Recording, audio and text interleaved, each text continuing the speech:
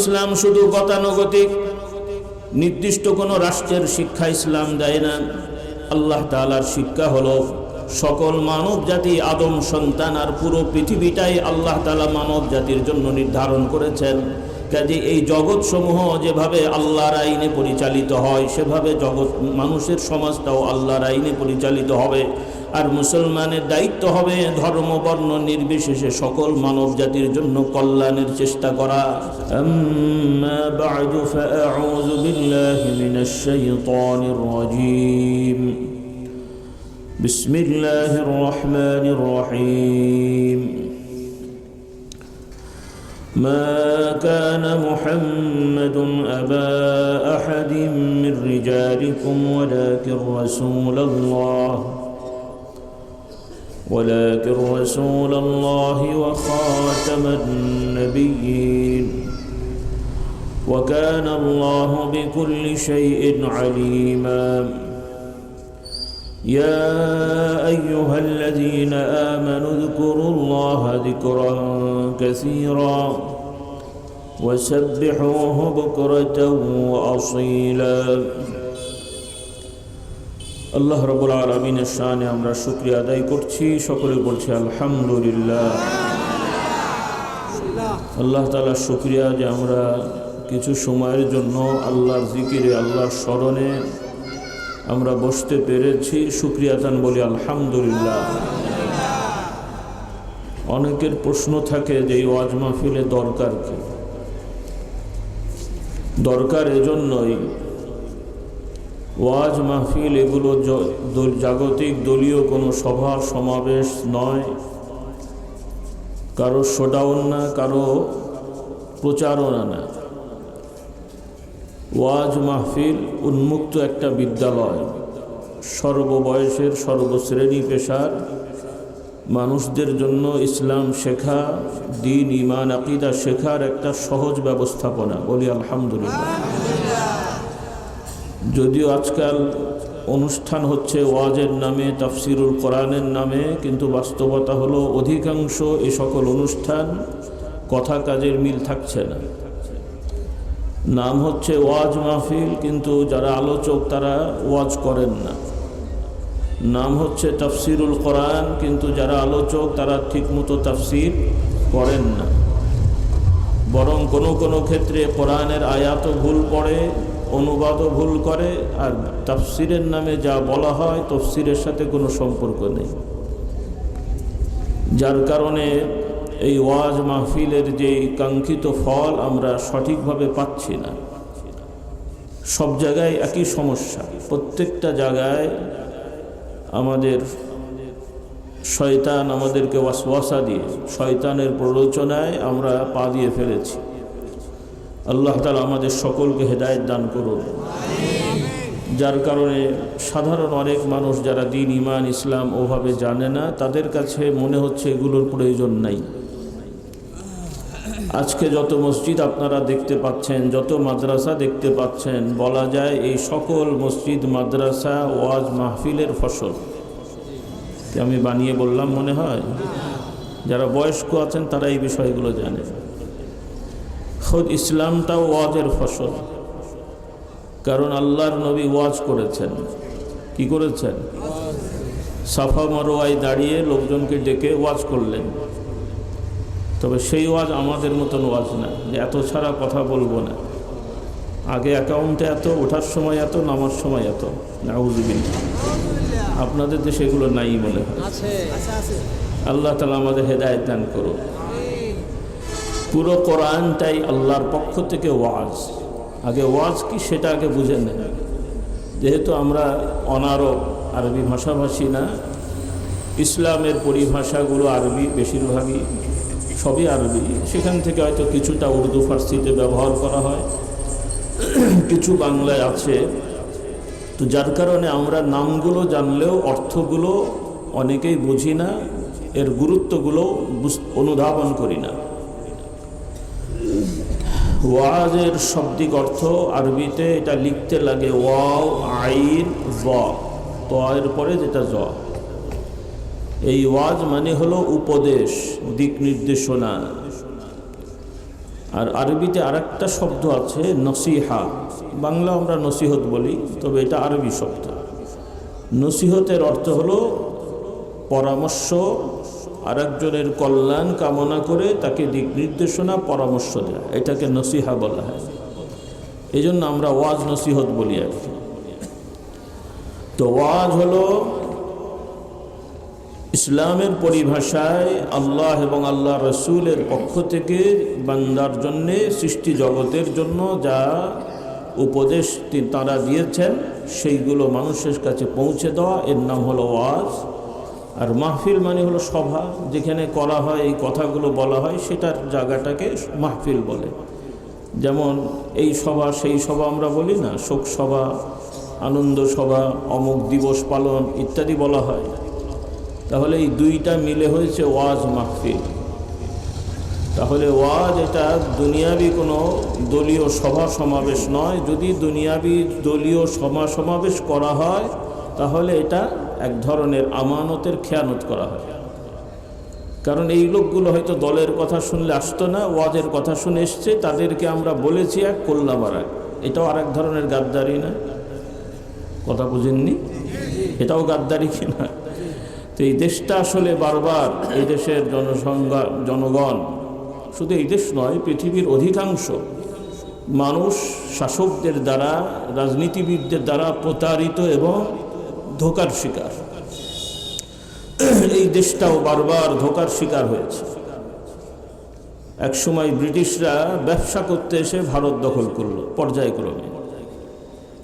অনেকে বলবেন মুসলমানরাও তো দখল করেছিল। মুসলমানরা শোষণ করার জন্য দখল করেনি, শাসন করার জন্য দখল করেছে এবং মানুষকে তার ন্যায্য অধিকার দিয়েছে, বলি আলহামদুলিল্লাহ। এবং প্রায় 750 বছর, প্রায় 700 বছর মুসলিমরা এই ভারতবর্ষ শাসন করেছেন এবং মানুষের মধ্যে ন্যায্য অধিকার দিয়েছেন। তা না হলে এত বছর থাকা সম্ভব ছিল না। এরপরে মুসলমানরা যে ক্ষমতা হারিয়েছেন সেটাও মানুষের দ্বারা বিদ্রোহের কারণে নয়, গাদ্দারদের নেমোখারামির কারণে। কিসের কারণে? এই সাম্প্রতিক বিভিন্ন দেশে অনেকে পালালো, সেটা হচ্ছে স্বৈর শাসকেরা জনরোষের শিকার হয়ে পালিয়েছে। কিন্তু মুসলমানরা জনরোষের শিকার হননি, বরং আরেকটা শক্তিশালী গোষ্ঠী যারা এই দেশের মানুষগুলোকে জিম্মি করে দখল করে রেখেছে। এই দুটোর মধ্যে তফাৎ আছে না নাই? আছে না নাই? আল্লাহর রসুল সাল্লাল্লাহু আলাইহি ওয়াসাল্লাম মক্কা বিজয় করেছেন, দখল করেছেন নাকি? তার বাপদাদার সম্পত্তি, সেখান থেকে তাদেরকে বিতাড়িত করা হয়েছে, পুনরায় তাদের নিজের অধিকার তারা ফিরে পেয়েছেন, বলি আলহামদুলিল্লাহ। আর একজনের সম্পত্তি ইসলাম কখনো শিখায় না দখল করতে, আক্রমণ করতে বা মেরে ধরে খেতে বলে না। এই শিক্ষা ইসলামে নাই। যারা ইসলামের নামে করে তারা নামে মুসলমান, বাস্তবে মুসলিমদের চরিত্র এটা হতে পারে না। একটু মনে করিয়ে দিই কথাগুলো, কারণ সামনে তো সময় আসছে। এখনো শিক্ষা নিতে হবে না, শেখেন নি এখন? না শখও মেটে নাই? শখ মেটে নাই, আরও লাগবে নাকি? আল্লাহ হেদায়েত দান করে। আর কি বলবো বলেন? তো যাই হোক, যে কথাটা বলছিলাম, ইংরেজরা ব্যবসা করতে এসে কৌশলে এই দেশের কিছু মুসলিম নামধারী, কিছু অন্যান্য ধর্মাবলম্বী, এদের মধ্য থেকে কিছু চর তারা কিনে ফেলে এবং একটা পর্যায়ে এই বিভিন্ন পণ্য আনার নাম করে ওর সাথে সাথে অস্ত্র নিয়ে এসে, তখন তার এত গোয়েন্দা বিভাগ ছিল না রাষ্ট্রের, আর এই ধরনের অত্যাধুনিক প্রযুক্তিও ছিল না। গোপনে গোপনে বিভিন্ন জায়গায় অস্ত্রের গোডাউন করে আর ভেতরে ভেতরে বিভিন্ন মানুষকে কিনে ফেলে এবং তৎকালীন যারা মুসলিম শাসকরা ছিলেন তাদেরও খুব কাছের মানুষদেরকে বিভিন্ন লোভ লালসা দিয়ে তাদেরকে কিনে ফেলে এবং এই দেশটা কি করে? দখল করে প্রায় 200 বছরের কম বেশি তারা রাজত্ব করে, নামে শাসন করেছে, বাস্তবে শোষণ করেছে। কি করেছে? শোষণ করেছে, ডাকাতি করেছে, চুরিচামারি করেছে। আপনাদের উন্নয়ন করেছে, কিন্তু বাস্তবে আপনাদের উন্নয়ন নয়, তাদের চলাফেরা থাকার জন্য যা দরকার সেটা করেছে। আপনাদেরকে খাটিয়ে তাদের সুবিধা নেওয়ার জন্য যা দরকার সেটা করেছে, বাস্তবে আপনাদের জন্য করা হয় নাই। কথাগুলো কেন বলছি? তারা চলে গেলেও এখনো তাদের অঘোষিত গোলাম এবং দালালেরা এখনো পর্যন্ত আপনাদের মাথার উপরে চড়ে বসে আছে। এই শিক্ষা যদি না হয় তাহলে ভাই আল্লাহ তাআলা সবই করেন, দোয়াতে সব হয়, কিন্তু বিয়ে করবেন না, দোয়া করবো বাপ হয়ে যাবেন। ভবিষ্যতে তাও হবে মনে হচ্ছে দেশে, নাউজুবিল্লাহ বলে। সেই তালেই তো যাওয়া হচ্ছিল, এখনো কিন্তু এই সিস্টেম বন্ধ হয় নাই। আপনারা সচেতন না হলে আপনাদের নাউজুবিল্লাহ সুসংবাদ হবে, বিয়ে ছাড়াই বাপ হবেন। বিয়ে ছাড়া আপনার ছেলে বিয়ে করবেন, আপনি দাদা হয়ে গেছেন, মেনে নিতে বাধ্য। কোর্ট বলে দেবে, রায় দিয়ে দিয়েছে। কি মানবেন? না মানলে জেল খাটতে হবে। যদি আল্লাহর আইন না হয় তাহলে ওই আইন তো মানতে বাধ্য হবে, আর না মানলে কোথায় যাবে? কি জেল খাটতে রাজি? আল্লাহ আমাদের হেদায়েত দান করুন। কথাগুলো বোঝা যাচ্ছে তো? বলছিলাম ভাইরা, উদাহরণটা হলো এখনো ব্রিটিশদের, ইংরেজদের প্রতি সন্তুষ্ট অনেক গোষ্ঠী আমাদের সমাজে আছে, যারা বলছে আমাদের এই উন্নয়নগুলো তারা করেছে ঠিক আছে, এটা অস্বীকার করা যায় না, কিন্তু এটা আপনাদের জন্য করেনি। আপনারা গরু ছাগল পালেন, মোটা তাজা করেন, গরুর স্বার্থে না আপনার স্বার্থে? হ্যাঁ, আবার মাঝে মাঝে গরুর হাত পাও টেপা হয়। হাত তো নেই, মানে পাই বলে আর কি বলে। যারা গরু পালে তারা জানেন মাঝে মাঝে গরুরও কি গাপ টেপা হয় না? এই যেগুলো লেটেস্ট গরু আর কি, ফ্যান চালাতে হয়, মাঝে মাঝে একটু গাটা টিপে দিতে হয়। গরু তো খুব খুশি যে আমি বিশাল কিছু হয়ে গেছি, মানুষ আমার গা টেপে, কি বলে? কিন্তু ও তো জানে না যে কদিন পরে ওর উপরে ছুরি চালানো হবে। হ্যাঁ, তাহলে গরুর পা টেপা হয় গরুকে রাজা বাদশা বানানোর জন্য না, ওর গলায় ছুরি টেপার জন্যে, ছুরি চালানোর জন্যে। তো আপনাদের যে সকল উন্নয়নের নামে যা করা হয়েছে বা করার কথা হচ্ছে, এগুলো আপনাদের স্বার্থে না, আপনাদের গলায় ছুরি চালানোর জন্য। কাজে এখনো সতর্ক হতে হবে। আল্লাহ তাআলা সুযোগ দিয়েছেন, নিয়ামতটাকে কাজে লাগাতে হবে। সুযোগ বারবার আল্লাহ দিয়েছেন, কিন্তু আফসোস আপনাদের বেখেয়ালের কারণে এবং কিছু গাদ্দার নেতাদের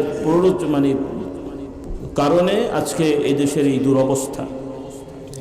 কথা প্রসঙ্গে বলছি, এদেশ তো আর এদেশ ছিল না, আলাদা ছিল না, ভারতবর্ষ ছিল। ব্রিটিশদের তাড়ানোর সময় ভাগ করা হলো, উদ্দেশ্য ছিল পাকিস্তান, উর্দু ফার্সিতে পাকিস্তান মানে হলো পবিত্র স্থান।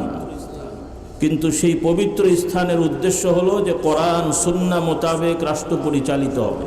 কি মোতাবেক?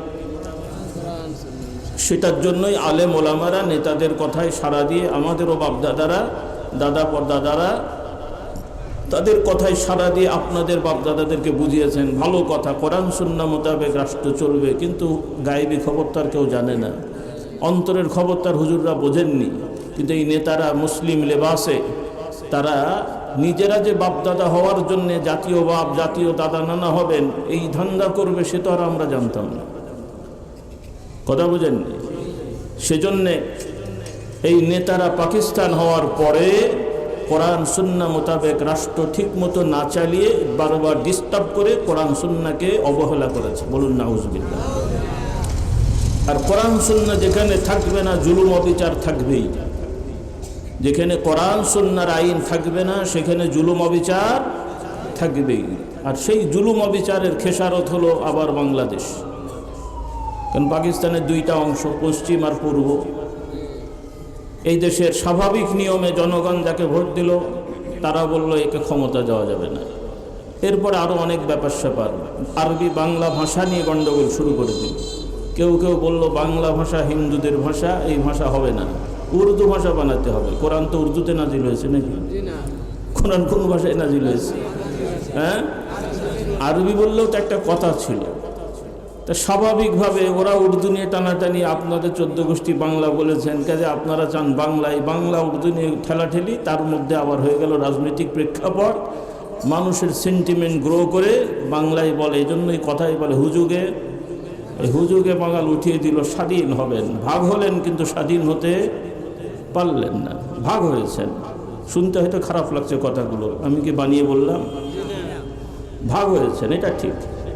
ইন্ডিয়া থেকে ভাগ হয়ে পাকিস্তান, পাকিস্তান থেকে ভাগ হয়ে বাংলাদেশ, কিন্তু বাস্তবে স্বাধীনতা অর্জন করতে এখনও পেরেছেন বলে মনে হয় না।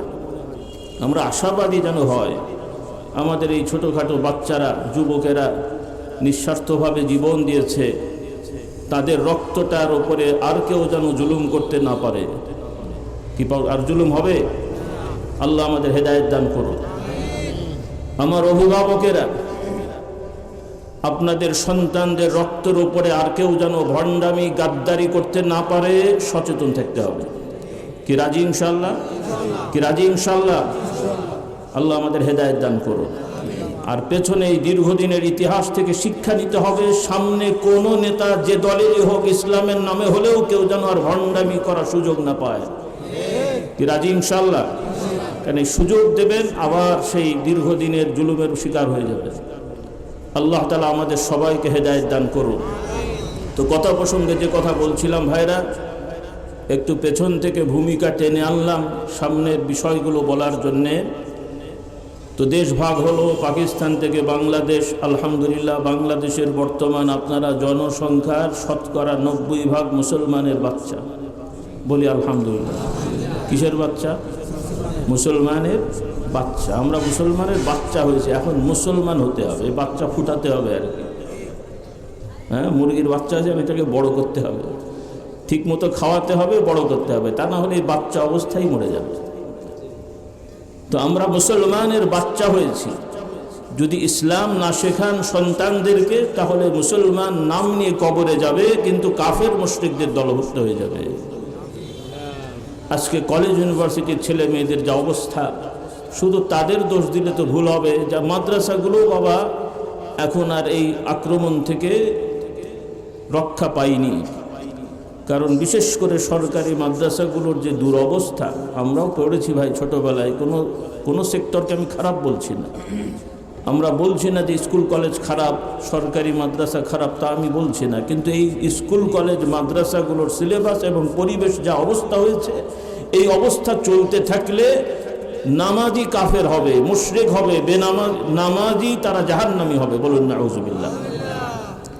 কারণ কথায় কথায় তাদের কুফরি কথা, শিরকি কথা ভরপুর, পরিবেশের মধ্যে অশ্লীলতা ভরপুর। আমি বানিয়ে বললাম কথাগুলো, আপনারা এর বাস্তব ভুক্তভোগী। আপনারা আলহামদুলিল্লাহ, আল্লাহর রহমত, আমরা তো একটা পরিবেশে থাকি, ছোটোবেলা থেকে একটা পরিবেশে মানুষ হয়েছি, ওভাবে ভুক্তভোগী না, কিন্তু আমরা জানি পরিবেশ করি। আর আপনারা অনেকেই ভুক্তভোগী। আল্লাহ তাআলা আপনাদেরকে হেফাজত করুন। বলুন আল্লাহুম্মা আমিন। এজন্য আমার ভাইরা, আমরা মুসলমানের সন্তান, একটা ভূখণ্ডে আমরা বসবাস করছি, যেই ভূখণ্ডের 90% মানুষ মুসলমান। কাজেই এই আমাদের চেতনাটাকে সঠিক করতে হবে, যেন ভবিষ্যতে আর আমরা ইসলাম থেকে দূরে সরে না যাই। রাজি আছি ইনশাআল্লাহ? এখন আফসোস হলো, মুসলিমদের মধ্যেও কেউ মায়া কান্না কানবে যে আমরা যদি ইসলাম মোতাবেক রাষ্ট্র চালাই বা ইসলামী রাষ্ট্র হয়ে যায়, তাহলে অন্য ধর্মের মানুষগুলোর কি হবে? আপনাদের মতে কি হবে? মরে যাবে সব, মেরে ফেলা হবে, ওদের জমি জায়গা দখল করে নেওয়া হবে, তাদেরকে দাসদাসী বানানো হবে। তাহলে ভয়টা কিসের? তাহলে কিসের ভয়? অন্য ধর্ম হলে ভয় আছে, কারণ অন্য ধর্মের বাস্তবতায় কোনো তাদের শিক্ষা নেই, আদর্শ নেই, সমাজ ব্যবস্থাতেই আদর্শ নেই, পরিবার ব্যবস্থাতেই আদর্শ নেই, তো রাষ্ট্র ব্যবস্থার তো কোনো প্রশ্নই ওঠে না। কিন্তু ইসলামে আছে না নাই? ইসলামে আছে না নাই? আশপাশে কিছু অন্য ধর্মের ভাইরাও আছেন, আপনারাও অনেকে, আপনাদের বন্ধুরা আছে অন্য ধর্মের ভাইরা। আপনাদেরকেও ইসলাম বোঝাতে হবে যে এই সমাজে যত বেশি সুন্দরভাবে ইসলাম পালন হবে, অন্য ধর্মের মানুষেরা তত বেশি নিরাপদ থাকবে। যত ভালো মুসলমান আমরা হব, আমরা যেখানেই যাব আমাদের দ্বারা কোনো মানুষের উপকার ছাড়া ক্ষতি হবে না, যদি আমরা মুসলমান হই। আর যদি নামে মুসলিমের বাচ্চা হই, তাহলে তো বাবা যা হওয়ার তাই হবে। কারণ ইসলামের শিক্ষাটাই এটা। কারণ ইসলাম শুধু গতানুগতিক নির্দিষ্ট কোনো রাষ্ট্রের শিক্ষা ইসলাম দেয় না। আল্লাহ তাআলার শিক্ষা হলো সকল মানব জাতি আদম সন্তান, আর পুরো পৃথিবীটাই আল্লাহ তাআলা মানব জাতির জন্য নির্ধারণ করেছেন। কাজে এই জগৎ সমূহ যেভাবে আল্লাহর আইনে পরিচালিত হয় সেভাবে জগৎ মানুষের সমাজটাও আল্লাহর আইনে পরিচালিত হবে।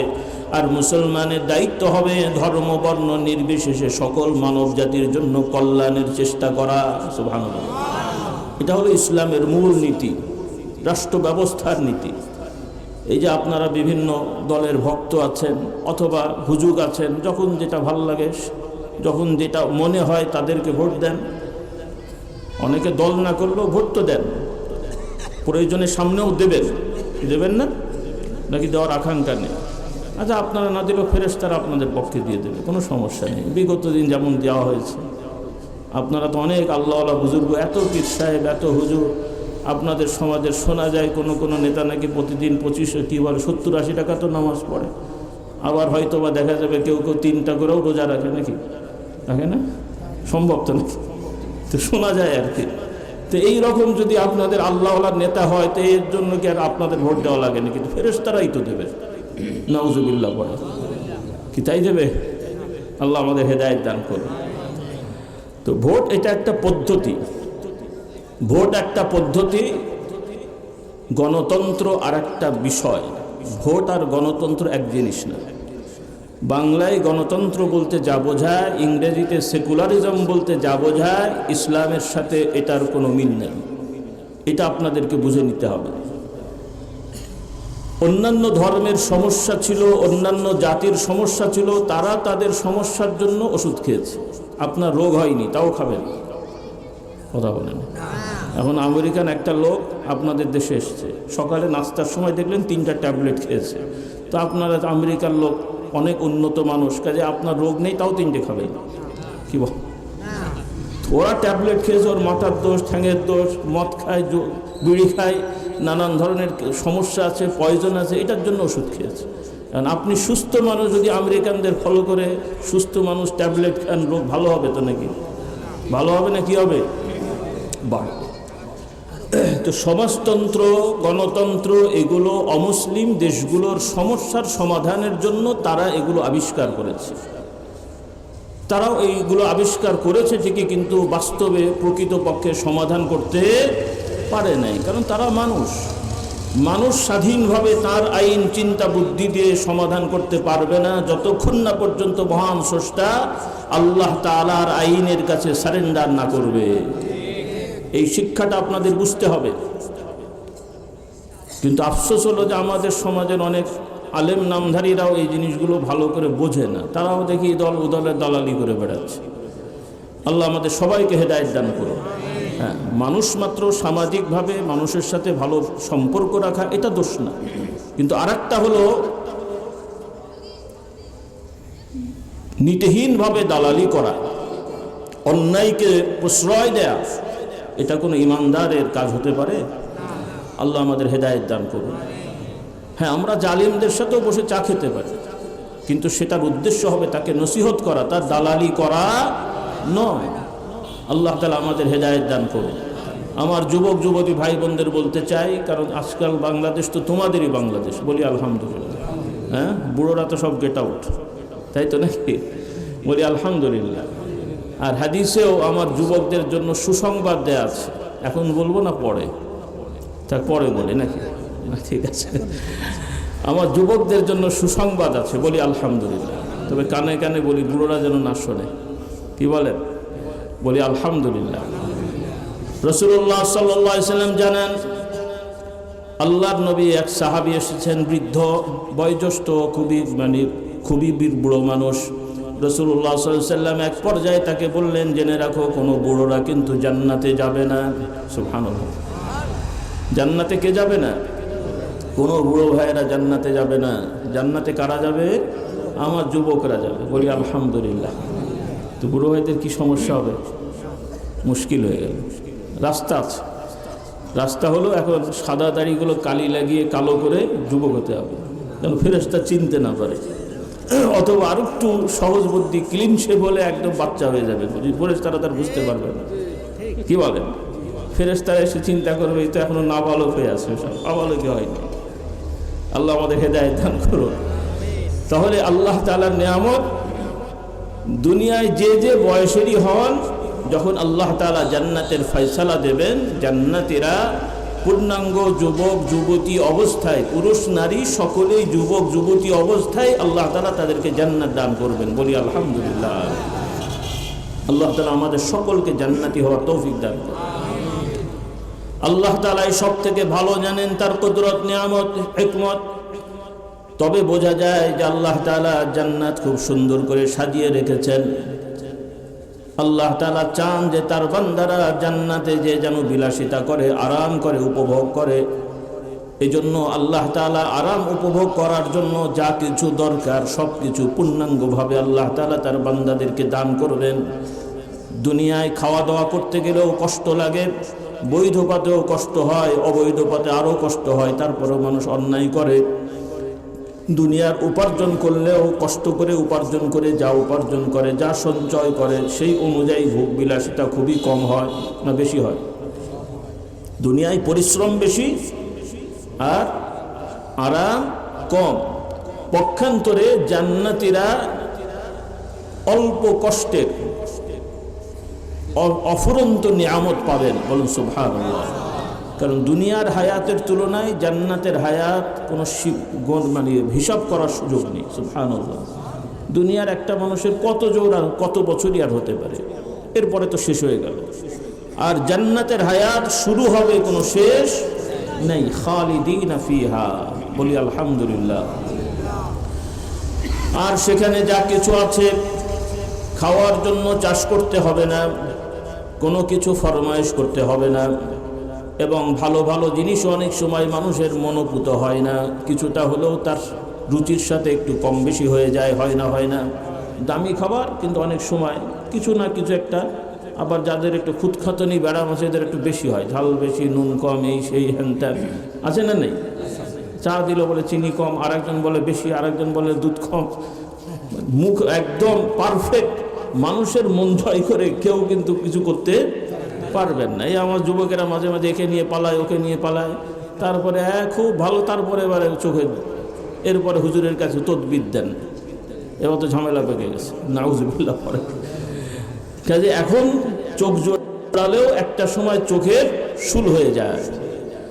আর জান্নাতের নিয়ামতগুলো যতই দেখবে, যতই খাবে, শুধু আকর্ষণীয় হবে। সুবহানাল্লাহ, আল্লাহু আকবার। কাকে দেবেন আল্লাহ তাআলা? শুধু পীর সাহেবদের বাচ্চাগুলো নাকি? মাদ্রাসার ছাত্রগুলো, হুজুর, মাওলানা, হ্যাঁ? আমার এই গ্রামের রিক্সা চালক, ভ্যান চালক, দিনমজুর, মাঠে কাজ করে, ঘরের বউ, ঘর ল্যাপে, এই ধরনের নারী পুরুষরাও যদি ঈমান আমলের উপরে থাকে, মৃত্যুর সময় আল্লাহ তাআলার অগণিত রহমতের ফেরেশতারা তাদেরকে প্রটোকল দিয়ে, সম্মান দিয়ে, সুসংবাদ দিয়ে কবরে জান্নাতে পরিবেশে শুয়াই দেবে। বলুন সুবহানাল্লাহ। বলি আলহামদুলিল্লাহ। আমার বিভিন্ন পেশাজীবী ভাই বোনেরা হতাশ হয়ে না, মনে করেন না পীর সাহেবরা যে সব জান্নাত দখল করে ফেলে। কত পীর সাহেব আছে জান্নাতের সুগন্ধও পাবে না, কারণ তো ভণ্ড সব। কত দাওরাপাস মুফতি সাহেব আছে, নাউজুবিল্লাহ, আল্লাহ মাফ করুন, আমাদের হেদায়েত দান করুন, এদেরতে কি দশা হবে আল্লাহ পাক ভালো জানে। হারাম তো শুধু সাধারণ মানুষের কায়দা, এই হুজুররাও কি কম খায়? কি রাগ করলেন আপনারা? হারাম কি শুধু গরু, কি বলে কুকুর বিড়াল, না আরো হারাম আছে? শুয়োর খাওয়া হারাম, কেউ হালাল বলবেন? আচ্ছা, টাকা চুরি করে যদি মদিনার খেজুর খায়, মদিনার খেজুর মানে কি সব বরকতের নাকি? চুরি করা টাকা দিয়ে যদি মদিনার খেজুর খায়, আমি হাসার জন্য বলছি না, খায় না, হ্যাঁ? কারণ এই দেশ থেকে অনেক লোক হজে যায়, প্যাকেজ শুনলে মাথা খারাপ হয়ে যাবে।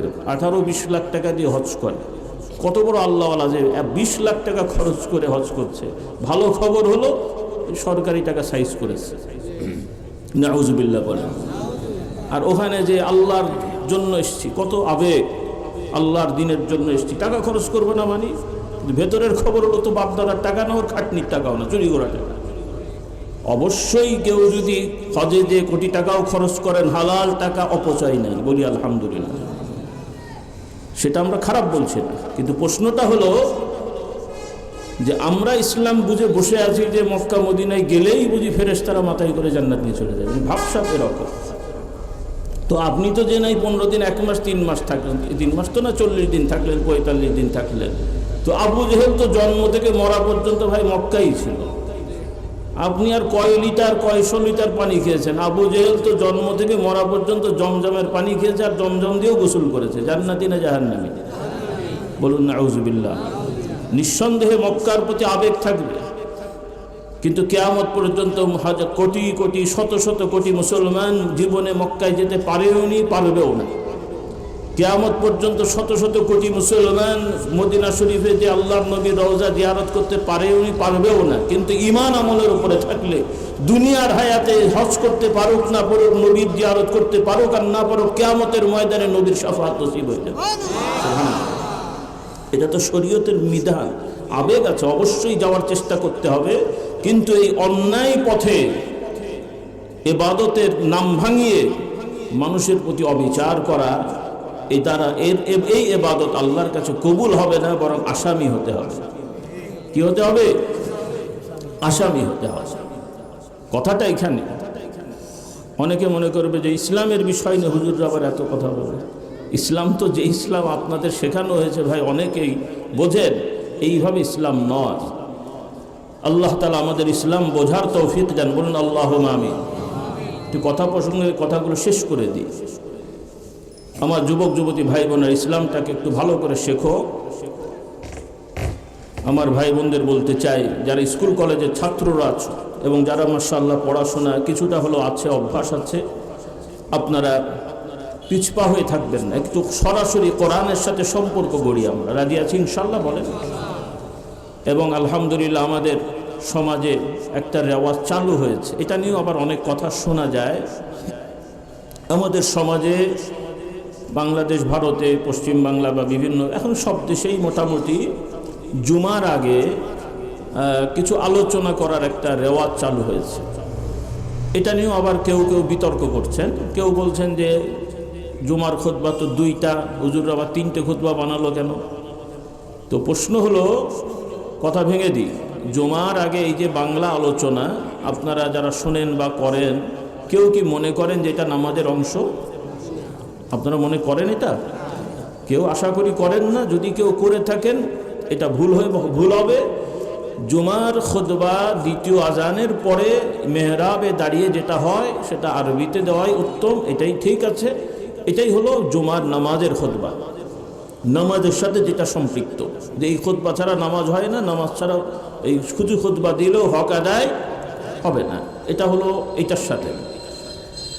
আর যেটা আরবি খুতবার আগে যে বাংলা আলোচনা বা যে যেই ভাষা, ইংরেজি, উর্দু, ফার্সি, যার যার অঞ্চলে যে আলোচনা করা হয়, এটা হচ্ছে সুযোগটাকে কাজে লাগানো, নসিহত করা। আর বিশেষ করে বাংলাদেশে একটা নিয়ামত, একটা সময় এই শুক্রবারে কিন্তু ছুটি ছিল না বাংলাদেশে। আগে বাংলাদেশ হওয়ার পরেও একটা সময় শুক্রবারে ছুটি ছিল না। তো শুক্রবারে ছুটি হওয়া ইসলামের কোনো শরীয়তের কোনো বড় কিছু না, তবে এটা একটা বড় ব্যবস্থাপনা। শুক্রবারের ইবাদতের কিছু বৈশিষ্ট্য আছে এটাকে আদায় করার জন্য। কিন্তু আফসোস হলো যে আমরা শুক্রবারে ইবাদত বেশি করি না, গোনার কাজ বেশি করি। হ্যাঁ, কি মনে হয় আপনাদের? অধিকাংশ আমাদের অনুষ্ঠান উৎসবগুলো শুক্রবার হয়, যেহেতু ছুটির দিন। আর আমাদের উৎসব মানেই গোনার সওয়াবের তুলনায় কি বেশি হয়? হ্যাঁ, বিয়ের অনুষ্ঠান, ওলিমা অনুষ্ঠান, খাতনার অনুষ্ঠান, এরপরে পার্টির মিটিং টিটিং যাই হয়, সওয়াব খুব কম মানুষই পান, বেশিরভাগই গোনা কামাই করা হয়। আল্লাহ আমাদের সবাইকে হেদায়েত দান করুন। ইভেন জুমার দিনে আল্লাহ তাআলা যে মসজিদের নিয়ামত দিয়েছেন সেটাও আমরা অনেকে বঞ্চিত হই। তো সর্বোপরি আমার পরামর্শ থাকবে, অনুরোধ থাকবে, এই আলোচনাগুলোকে একটু সমৃদ্ধ করা। এবং আমরা যারা সবাই তো আলহামদুলিল্লাহ পুরুষরা জুমা পড়েন মসজিদে, যে একটু জুমার দিনে বেশি সময় দেওয়ার চেষ্টা করা। রাজি আছি ইনশাআল্লাহ? আল্লাহ তাআলা আমাদেরকে তৌফিক দেন। বলুন আল্লাহুম্মা আমিন। প্রথমত জুমার দিনে জুমার নামাজ তো বরকতের জিনিস ও বড় ইবাদত। তবে জুমার আগে একটু দীর্ঘ সময় মসজিদে অবস্থান করলে আল্লাহ রসুল সাল্লাল্লাহু আলাইহি ওয়াসাল্লাম আমাদেরকে সুসংবাদ দেন। রাসূলুল্লাহ সাল্লাল্লাহু আলাইহি ওয়াসাল্লাম বলেন, যারা জুমার দিনে একটু বেশি সময় নিয়ে আগে আগে মসজিদে এসে মসজিদে অবস্থান করবে, আল্লাহ তাআলা তার নামায় আমলে একটা উট দান করার মতন সওয়াব দান করবেন। সবার বিশ্বাস হয়নি, বুড়ো ভাইদের হয়েছে। জোয়ানগুলোর কেমন কেমন লাগছে মনে হয়। আমার কথা না, আল্লাহ রসুলের কথা সাল্লাল্লাহু আলাইহি ওয়াসাল্লাম। এবং সহিহ হাদিস, কি হাদিস? সহিহ হাদিস, যেগুলো সহিহ হাসান নির্ভরযোগ্য, ওলামা একরাম এগুলোই ওয়াজ নসিহতে বলবেন। কোনো বানোয়াট হাদিসের নামে যে মৌজু হাদিস, দয়া করে এগুলো বলবেন না। আল্লাহ আমাদের হেদায়েত দান করুন।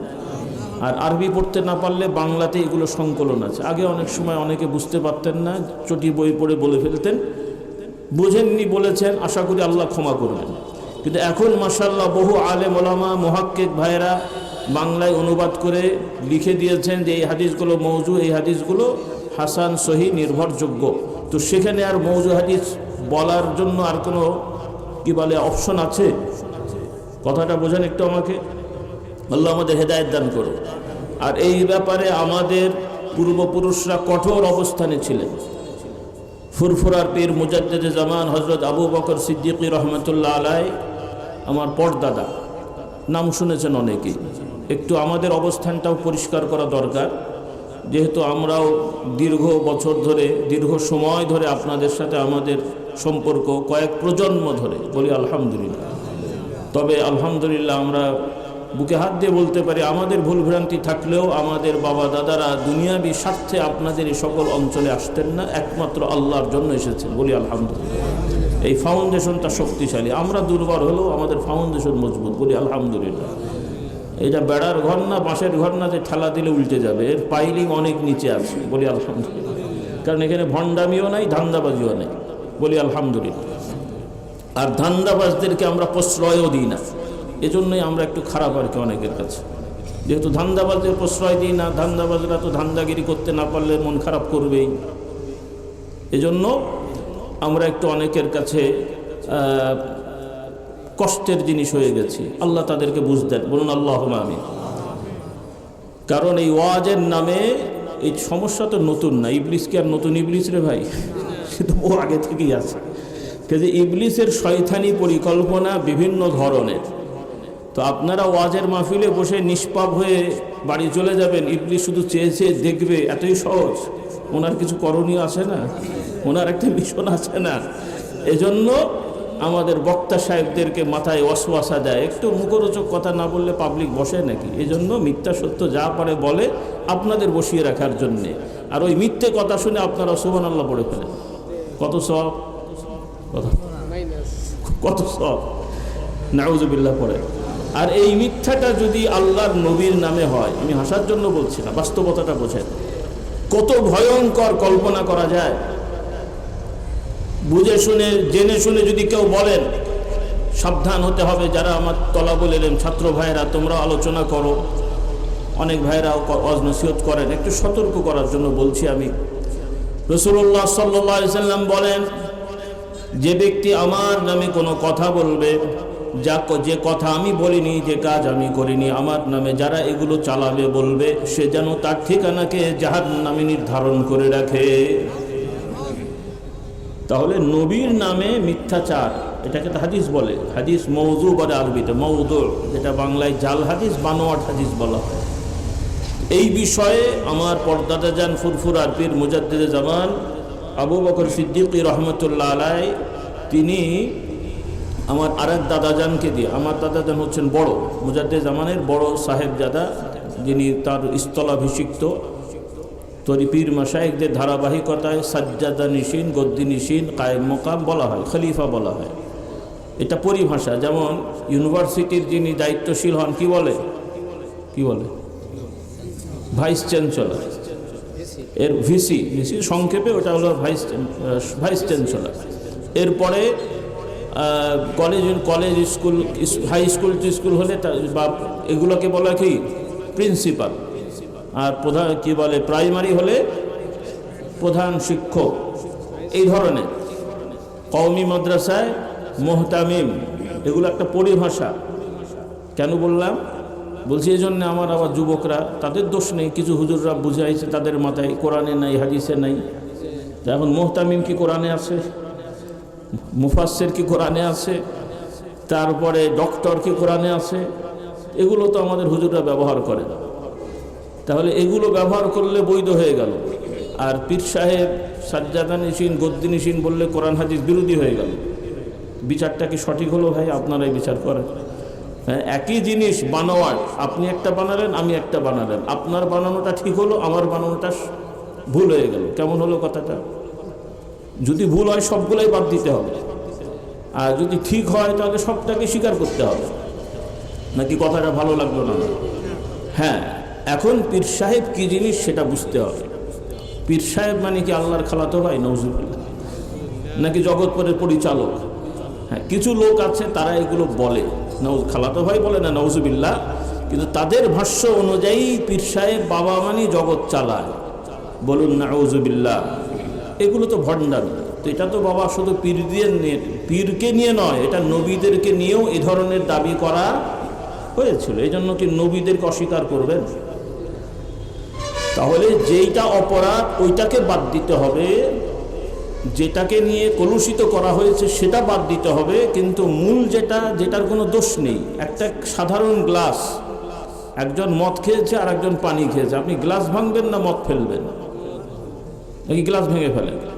তো মদ ঠিকই থাকলো, গ্লাস তো ভেঙে ফেললেন, তাহলে তো মদ খাওয়া কি বন্ধ হবে নাকি?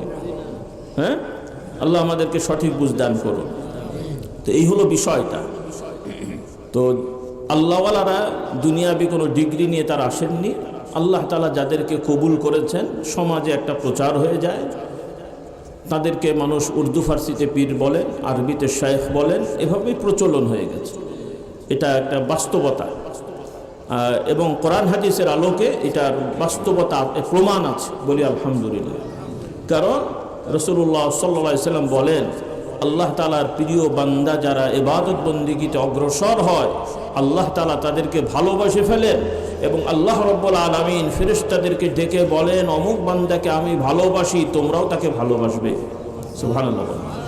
এবং তোমরাও দুনিয়ার মধ্যে এই ব্যক্তির ভালোবাসা মানুষের অন্তরে ছড়িয়ে দাও।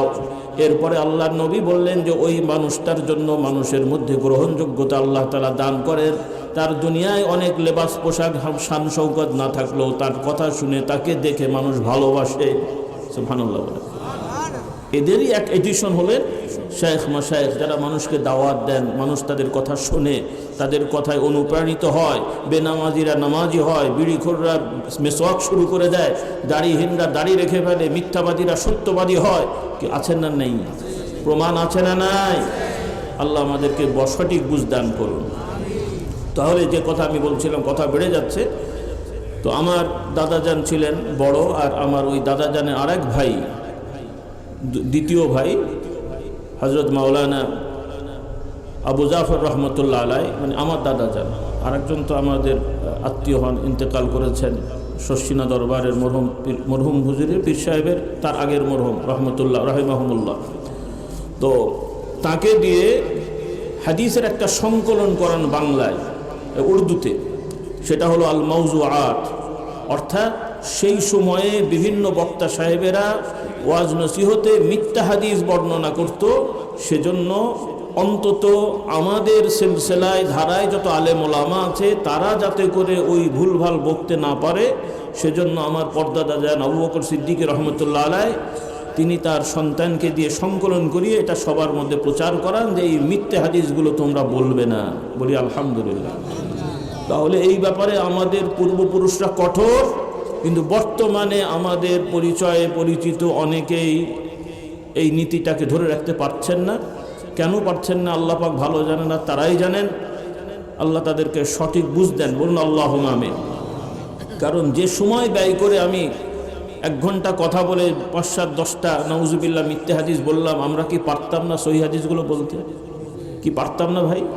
কথা তো একই। আমি মিথ্যে কথা না বলে সত্য কথাটা বলতাম, মানুষ দিনটা সঠিকভাবে পেত। আর যেটা মিথ্যা হাদিস ওইটার মধ্যে তো বরকত নাই, রহমত নাই, আর ওই মিথ্যা কথাগুলো বাস্তবে অনেক সময় আমাদের সমাজের জন্য অবাস্তব। কারণ আল্লাহর নবী যা বলেননি সেটা তো বাস্তবতা হতে পারে না, আর নবী যেটা সত্যিকারই বলেছেন সেটা বাস্তবতার সাথে সাংঘর্ষিকও হতে পারে না। বলুন সুবহানাল্লাহ। কারণ নবী তো নিজের কথা বলেন না, কার কথা বলেন? আর আল্লাহ কি অবাস্তব কিছু করেন? বাস্তবতা তো আল্লাহর সৃষ্টি। বলি আলহামদুলিল্লাহ। যা আমরা দেখছি সৃষ্টি কে করেছেন? গাছ কে বানিয়েছেন? পানি কে বানিয়েছেন? পাহাড় কে বানিয়েছেন?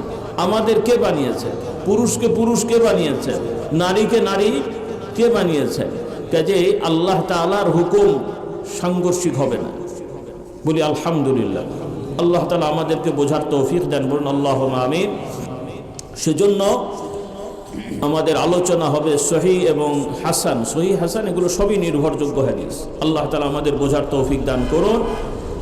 কারণ এটাও বলে দিচ্ছি, কারণ বর্তমানে আরেক দল মুসলিম নামধারী আছে, যেহেতু বাংলাদেশ মাশাআল্লাহ বহু জনসংখ্যা এখানে, কিন্তু আফসোসটা হলো ইসলাম সঠিকভাবে আমরা শিক্ষা দিতে না পারায় অমুসলিমরা বিভিন্নভাবে কলকাঠি নেড়ে আমাদের সন্তানদেরকে দিয়ে বিভিন্ন মতাদর্শ সমাজে তারা প্রচারণার ব্যবস্থা করে দিয়েছে। এবং আমরা দেখতে পাই এই অল্প সময়ের মধ্যে বিভিন্ন দল সংগঠন হয়ে গেছে, এবং এই সকল দল সংগঠনের অনেকেরই প্রচারণাটা এরকম যে আমরাই একমাত্র ইসলাম, সঠিক ইসলাম প্রচার করছি, আর সব হুজুররা মোল্লারা সব ভুল করছেন। তাহলে বোঝা গেল কে ভুল করছে? কথা বোঝেনি, কে ভুল করলো? হ্যাঁ, তাহলে আপনাদের একটা মূলনীতি দিয়ে আমার যুবকদেরকে, যারা দাবি করবে দল সংগঠন করে যে আমরাই একমাত্র সঠিক আর সব ভুল, বুঝতে হবে এটাই ভুল। কথা বলতে পারেনি, কারণ লক্ষ লক্ষ আলেম ওলামারা যে ফতোয়া দিলেন না, উনি সেটাকে মনে করলেন করতে হবে। তাহলে যারা কোরআন হাদিস পড়ে, ছোটবেলা থেকে কোরআন পড়ছে, 20-50 বছর ধরে কোরআন পড়াচ্ছে, বাস্তবে কোরআন জানে, তারা ভুল করলো নাকি যে অনুবাদ পড়ে বুঝলো সে ভুল করলো? হ্যাঁ, কারণ আমরা দেখতে পাচ্ছি, আমি কারো নাম বলার দরকার মনে করছি না, মূলনীতিগুলো আপনাদের দিয়ে দিই, কারণ দল তো কতগুলাই হবে। কারণ এই সমাজের অনেক ইসলামের নামে দল হচ্ছে, সুন্দর সুন্দর নাম ব্যবহার করছে, কিন্তু তারা ইসলামের দলের একজন নেতা, তাকে দেখলেই আপনাকে মুসলমানই মনে হবে না, তাহলে সে আর কি নেতা হলো? নাউজুবিল্লাহ পড়ে। হ্যাঁ, একজনের চেহারা দেখলেও তো একটা মানুষের আস্থা আনতে হয়। আল্লাহ আমাদের হেদায়েত দান করুন। আজকে আমি পীর সাহেব আসলাম, এখন যদি আমি পীর সাহেব একটা সেন্ডো গেঞ্জি গায়ে আর 3/4 প্যান্ট পরে আসতাম, কেমন হতো? কি বল, আপনারা খুশি হতেন না? কি সমস্যা কি? আমি তো নাজায়েজ কিছু করি নাই, দাড়ি ঠিকই আছে, খালি মাথায় 3/4 প্যান্ট বলেছি। 3/4 প্যান্ট তো সতর ঢাকে, সতর ঢাকে না, ঢাকে না। ফরজ আদায় হলেও এই ধরনের পীর সাহেব মেনে নেবেন? আচ্ছা, পীর নাম বাদ দিলাম, আমি মডার্ন ইসলামিক স্কলার নামেও যদি আসি, সেটাও কি মেনে নেবেন? এই আবার কোন চিজ আসলো? হ্যাঁ, বলবেন আপনাদের বরিশালের ভাষায় কি বলবেন? যা বলার তো একটা বলবেনই আর কি। আল্লাহ আমাদের হেদায়েত দান করুন। তাহলে তো একটা ফরজ সুন্নত যদি আলেম ওলামার থেকে না হয়, আপনাদের নিজেদের ত্রুটি থাকলেও তার প্রতি স্বাভাবিকভাবে আস্থা আসবে না। তাহলে যাদের সুন্নত তো দূরের কথা, ফরজই ঠিক নাই, কি ঠিক নাই? ফরজই ঠিক নাই, সে আবার ইসলামী দলের নেতা হয় কি করে? এতটুকু ধারণা মানুষের বিবেক নাই। আর এইটা যে তার নেই, এটাকে ধামাচাপা দেওয়ার জন্য ওই ফরজগুলাকেই তার অস্বীকার করে বসেছে। বলেন নাউজুবিল্লাহ। আল্লাহ আমাদেরকে হেদায়েত দান করুন। এই জন্য আমার ভাই বোনেরা, একদল লোক ইসলামের নামে তারা দাবি করে আল্লাহ তাআলা কোরআন নাজিল করেছেন, কোরআন মানাই আমাদের জন্য যথেষ্ট, আমরা কোরআন মানব, নবীর প্রতি কোরআন এসেছে। কথাগুলো সুন্দর না খারাপ? হ্যাঁ, কথাগুলো সুন্দর, কিন্তু এই সুন্দর কথার পরে আবার বিষ ঢেলে দেওয়া হলো। তারা বলল যে মৌলানা মোল্লা হুজুররা হাদিসের নামে যা বলা হয় এগুলো নির্ভরযোগ্য নয়, এগুলো মানা যাবে না। এখন বলেন কথা ভালো না খারাপ? হ্যাঁ, তাহলে কোরআনের দাওয়াত দিয়ে ইসলামের নামে ইসলামকেই ধ্বংস করার পরিকল্পনা। কারণ হাদিস না মানলে কোরআন মানার কোনো বাস্তবতা আসবে না। এই জন্য আমার যুবক যুবতী ভাই বোনদের বলি, যেখানেই ফেসবুকে বলেন, ইউটিউবে বলেন, বই পুস্তকে বলেন, যেখানেই দাওয়াত দেওয়া হবে আপনাদের বলা হবে যে কোরআনই যথেষ্ট। অনেক যুক্তি আছে, আমার তো অল্প সময় অত কথা বলতে পারছি না। মূল নীতি একটাই, এক হাঁড়িতে অনেক চাল থাকলে ভাত যদি রান্না করতে দেন, পুরো ভাত কি টিপতে হয়? 2-1টা টিপলেই বোঝা যায়। তাহলে যারা ইসলামের নামে বলবে কোরআন মানাই যথেষ্ট, হাদিস লাগবে না, আটটিপাটিবির দরকার নাই, যে এটা যে বাতিল এবং কুফরি আকীদা, এতে কোনো সন্দেহ থাকছে না। বলি কথা ঠিক আছে ইনশাআল্লাহ? একমত হলাম ইনশাআল্লাহ? আল্লাহ আমাদেরকে কবুল করুন। আমার যুবকেরা বাকি কথা লাগলে ওলামাদের থেকে কথা বলবে, আর আলেম ওলামাদের অনুরোধ আপনারা বুঝিয়ে বলবেন, তর্ক করবেন না, ঝগড়া করবেন না। কারণ কোরআন আল্লাহ নাজিল করেছেন, কোরআন যদি ঠিক মতো পড়েন তাহলে কোরআন দ্বারাই আপনি বুঝবেন হাদিস মানতে হবে। কোরআন থেকে আমরা যে হাদিস মানি আলাদাভাবে মানি না, কোরআন মানলেই হাদিস মানতে হয়। কিন্তু কোরআন মানার দাবি করে তারা হাদিসকে পাশ কাটাচ্ছে, তার মানে টোটাল ইসলামটাকেই তারা বরবাদ করে দিচ্ছে। এবং তারা আন্তর্জাতিকভাবে এরা আছে, আরব দেশগুলোতেও আছে, তারা তাদের নাম গ্রহণ মানে নাম দিয়েছে আহলুল কোরআন। নামটা কিন্তু সুন্দর আছে। নাম কি? আহলুল কোরআন। ইংরেজিতে তারা বলে কোরআনিক মুসলিম, কোরআনিক মুসলিম, এই জাতীয় নাম আর কি। আর বাংলায় আহলে কোরআন বা ইত্যাদি নামটাম তারা দেয়। ইদানিং আবার অনেকে এই আলেম ওলামা বলাতে তারা এখন সতর্ক হয়েছে, আলাদা নাম এখন বলছে না। আর আরেক দল মানুষ, যেটা আমি বললাম, সেটা বাংলাদেশে একটু ব্যাপকভাবে যুবকদের নিয়ে বেশ সংগঠিত হয়েছে, নারীদেরকেও বেশ তারা মানে তাদের দলে ভিড়াচ্ছে, এবং তারা ওপেনলি ঘরোয়া পোশাকে মহিলাদেরকে নিয়ে মসজিদে নিয়ে যাচ্ছে। ঘরোয়া পোশাকে বোরকা টোরকা পর্দা করে আলাদা ব্যবস্থাপনা করলেও শরীয়তের একটা মানদণ্ড থাকতো। হ্যাঁ, আমাদের সমাজের কিছু আলেমরা আছেন, তারা মনে করেন মসজিদে নারীরা ঢুকতেই পারবে না। তাদের এই ধারণাটা ভুল। প্রেক্ষাপট অনুযায়ী ফতোয়াটা এসেছিল, তো সেটাও প্রেক্ষাপট পরিবর্তন হলে ফতোয়া পাল্টাবে। এটাই হচ্ছে ইসলামের উসুল। এটাও আপনাদের খেয়াল রাখতে হবে। কারণ এই বর্তমান বাংলাদেশ আর 100 বছর আগেকার এই বঙ্গদেশকে এক হলো? এক সময় যখন ব্রিটিশ শাসিত বাংলাদেশ ছিল, তখন কি আপনাদের এই দেশে স্বাধীনভাবে নিরাপত্তার সহিত মহিলার তো দূরের কথা, অনেক পুরুষরাও ঠিকমতো মসজিদে যেতে পারেন নাই? বানিয়ে বললাম কেন? কোনো জায়গায় অন্য ধর্মের জমিদার ছিল, তাদের বাড়ির সামনে দিয়ে পুরুষেরা, মুসলিমরা জুতো পায়ে দিয়ে হাঁটাও নিষেধ ছিল। দাঁড়িয়ে রাখলেও তাকে ট্যাক্স দিতে হতো। এই সময় কি যায় নাই? এই সময় একটা ছিল না? ছিল না। কাজে এখন কি আর সেই সময় আছে? কাজে এই সময়ের পরিবর্তনে কিছু ফতোয়া পরিবর্তন হয়। আল্লাহ তাআলা আমাদের বোঝার তৌফিক দান করুন। তো এজন্যে নতুন করে আমি বলছি না যে রাতারাতি সব করে ফেলতে হবে, আপনারা ভুল বুঝেন না, কিন্তু এগুলো বলতে হবে, আমাদের দায়িত্ব। যেভাবে দেশের রাষ্ট্রের সংস্কার হবে ইনশাআল্লাহ বা পরিবর্তন হবে, আপনাদেরও ভবিষ্যৎ পরিকল্পনায় যত মসজিদ নতুন হবে পর্যাপ্ত জায়গা রেখে মসজিদ করবেন, মহিলাদের আলাদা অপশন রাখবেন, বলি ইনশাআল্লাহ। প্রয়োজনে তারা জমা পড়বেন, ঈদ পড়বেন, বা বিভিন্ন প্রয়োজনে রাস্তাঘাটে চলাফেরায় তাদের নামাজ যাতে কাজা না হয় সেই ব্যবস্থাপনা আমাদের রাখতে হবে। আল্লাহ তাআলা আমাদের বোঝার তৌফিক দান করুন। কথা বুঝতে কষ্ট হচ্ছে? মাইকের আওয়াজ হঠাৎ চেঞ্জ হলো কেন? আগে ঠিক আছে, অসুবিধা নেই। তো আমার ভাই বোনেরা, যে কথা আমি বলতে চাচ্ছিলাম, এরা যুবকদেরকে দাওয়াত, আর সাধারণ মানুষেরা যারা ইসলাম জানে না, তারা মনে করছে, যারা এই নারী অধিকারের কথা বলে, মডারেট ইসলামের কথা বলে, এরা তো চিন্তা করছে খুব সুন্দর ইসলাম, নারীরাও মসজিদে যাচ্ছে, খুব ভালো লাগছে, নাউজুবিল্লাহ পড়ে। কিন্তু কিভাবে যাচ্ছে? ঘরোয়া পোশাক পরে, মানে সাধারণ পোশাক। তো সাধারণ পোশাক পরে একজন নারী থাকলে তার দিকে তাকানো হারাম, তার এইভাবে বের হওয়াটাও হারাম। প্রয়োজনে নারীরা বেরোতে পারবেন, চাকরি করতে পারবেন, দোকানদারি করতে পারবেন। একজন নারী গরিব যদি হন, অসহায় যদি হন, স্বামী যদি অসচ্ছল হন, অথবা স্বামী যদি তালাক দিয়ে দেন, তার ভরণ পোষণের কেউ না থাকে, তো তিনি তো একটা দোকান নিয়ে বসতেই পারেন, নাকি হারাম? তুই না খেয়ে মরে যাবে নাকি তিনি? তবে তার মানে কি তিনি লিপস্টিক দিয়ে বসে থাকবেন নাকি? তিনি পর্দার সহিত বসে থাকবেন। আল্লাহ আমাদেরকে হেদায়েত দান করবেন। কারণ রসুলের জমানায় মহিলারা দোকানদারি করেছেন। খোদ আল্লাহর নবীর স্ত্রী, তখনও হয়তো এই ধরনের পর্দা না থাকলেও শরীয়তটা একটা ছিল। আল্লাহ রসুলের স্ত্রী খাদিজা রাদিয়াল্লাহু তাআলা আনহা উম্মুল মুমিনিন, তার ব্যবসা প্রতিষ্ঠান ছিল, আল্লাহ রসুল সেই ব্যবসা প্রতিষ্ঠান দেখাশোনা করেছেন, বলি আলহামদুলিল্লাহ। কিন্তু পর্দা বিসর্জন দিয়ে নয়। এবং ইসলামী শরীয়ত আসার পরে একজন নারী কর্ম করতে হলে তার বিয়ের আগে বাবার অনুমোদন এবং কর্ম করার জন্য পর্দা শর্ত, এবং বিয়ের পরে স্বামীর অনুমতি এবং পর্দা ঠিক রাখা জরুরি। এই পর্দা ঠিক রাখা এবং বাবা স্বামীর অনুমতি দুটো ঠিক থাকলে একজন নারী কর্ম করাতে শরীয়তে কোনো বাধা নেই। আল্লাহ আমাদেরকে বোঝার তৌফিক দান করো। এখন আমার আধুনিক ভাইরা বলবেন, পুরুষ চাকরি করলে তার বাপের বা স্ত্রীর অনুমতি লাগে না, ওনার লাগবে কেন? নাকি যুক্তি তো অনেকের তাই হতে পারে।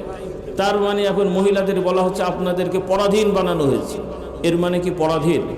তাহলে সব থেকে বাংলাদেশের প্রেসিডেন্ট প্রধানমন্ত্রীর পরাধীন, কারণ ওই সিকিউরিটি বাহিনী না বললে উনি বেরোতে পারেন না, তার মানে উনি গৃহবন্দী নাকি? হ্যাঁ, এটা তার নিরাপত্তার জন্যে। এরপরে এই আপনারা মোটর সাইকেল চালান, সংক্ষেপ উদাহরণ দিই, সরকারি আইন আছে, সরকারি রাস্তায় মেন রাস্তাগুলোতে মোটর সাইকেল চালানোর জন্য কি পড়তে হয়? তার মানে আপনারা পরাধীন। সরকার চায় আপনাদের মাথায় একটা বোঝা দিয়ে দিক আপনাদের ক্ষতি করার জন্য নাকি? তাইলে এই যে হেলমেট পরার আইন, মোটর সাইকেল চালকরা তো আন্দোলন করেন না যে আমাদের মাথায় বোঝা দেওয়া চলবে না, চলবে না, তাই বলেছেন নাকি? হ্যাঁ, বরং মেনে নিয়েছে। কেন মানলেন? যে সরকার এই আইন করেছে আপনার মাথাটা হেফাজত করার জন্যে, তাই তো নাকি? তাহলে আল্লাহ তাআলাও পর্দার বিধান দিয়েছেন আমাদের নারীদের নিরাপত্তা নিশ্চিত করার জন্যে। বলুন সুবহানাল্লাহ। নারীদেরকে বন্দী রাখার জন্য পর্দা বিধান না, নারীদের সুরক্ষা এবং নিরাপত্তা নিশ্চিত করার জন্য আল্লাহ পর্দার বিধান দিয়েছেন। বলুন সুবহানাল্লাহ। এজন্য আমার ভাইরা, আমরা পুরুষ মুমিন মুসলমানরা যদি আমাদের দায়িত্ব আমরা পালন করি, একজন বাবা যদি তার সন্তানের দায়িত্ব পালন করেন সঠিকভাবে, একজন স্বামী যদি তার স্ত্রীর দায়িত্ব পালন করেন সঠিকভাবে, একজন ভাই যদি তার বোনের হক আদায় করেন সঠিকভাবে, তাহলে আমাদের সমাজের নারীদের থেকে আর সব থেকে সম্মানিত আর কেউ হতে পারে না। যদি আমরা ইসলাম মানি, তাহলে আমাদের সমাজের নারীরাই সব থেকে বেশি নিরাপত্তা ভোগ করবে, শান্তিতে থাকবে এবং সব থেকে বেশি আরামে থাকবে। বলুন সুবহানাল্লাহ।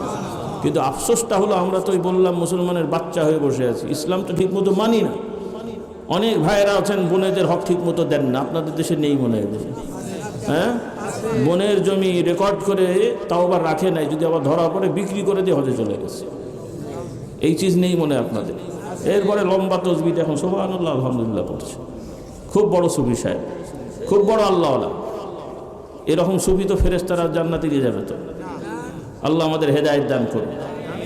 এইরকম বহু মানুষ আছেন, নারীদেরকে একটু বেশি করা হয়, পুরুষরাও কম না। যে ভাইয়ের একটু দাপট বেশি আর এক ভাইকে ঠকা, কি মাওলানা বলেন, হুজুর বলেন আর কি সাধারণ বলেন, সব শ্রেণীর মধ্যে এই রোগ আছে, আছে না নাই? আল্লাহ আমাদের সবাইকে হেদায়েত দান করুন।